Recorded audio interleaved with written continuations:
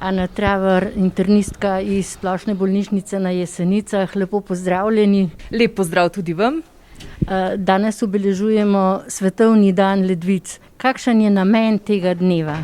Tako, 10. marec je že tradicionalno Svetovni dan ledvic, z vsako letno malo drugačno temo. Naslov toletnega praznika je v bistvu Spoznajmo svoje ledvice. Torej, bodimo pozorni na njihovo delovanje, odkritje prizadetosti, kronične ledvične bolezni, da lahko pravočasno ukrepamo, upočasnimo slabšanje oziroma preprečimo sam nastanek te bolezni.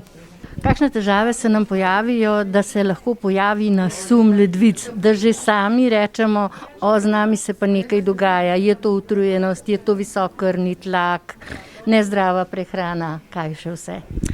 Žal so ledvične bolezni dolgo časa, rečemo, asimptomatske, torej bolniki do zelo poznega stadija nimajo nobenih težav, kar še zakasni samo diagnozo in pa možnost ukrepanja in preprečevanja slabšanja. Šele v pozni fazi se pojavijo utrujenost, slabost, otekanje, zmanjšana količina urina, bolečine v prsnem košu, težko dihanje, predtem pa bolnikov vrsto let lahko nimajo nobenih simptomov. Lahko govorimo tudi o dednosti?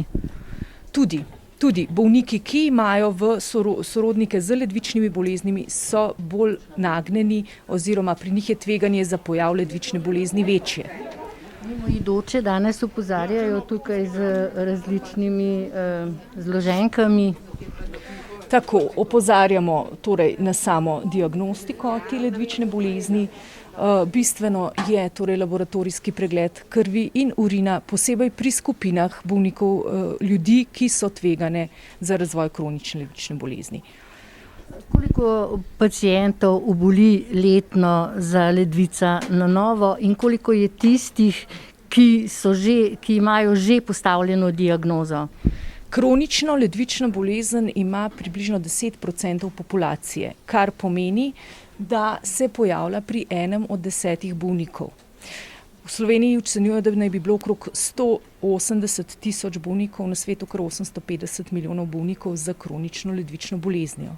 Bolezen ledvic pa ni smrtna, seveda pa to lahko nadomestimo tudi z novo ledvico, s transplantacijo ali pa celo z dializo. Tako, v končnih fazah, ko ledvice odpovejo, gre v bistvu za življenje ogrožajoče stanje. Brez ledvic, ki delujejo, ne moremo živeti. Zato ob odpovedi, ko pride do faze, ko ledvice do te mere nezadostno delujejo, pričnemo ali z hemodializnim zdravljenjem. Eno od načinov zdravljenja je presaditev ledvice ali pa trebušna dializa. Prav pred dobrim tednom smo se nekako poslovili od COVID-19, upamo vsi, da smo se res poslovili. Ali ste opazili pri bolnikih, ki so zbolevali za COVID-19, tudi obolenje ledvic? Tudi COVID-19 izmed drugih organov prizadene tudi ledvice, tako da se je število bolnikov z ledvičnimi obolenji tudi na ta račun povečalo.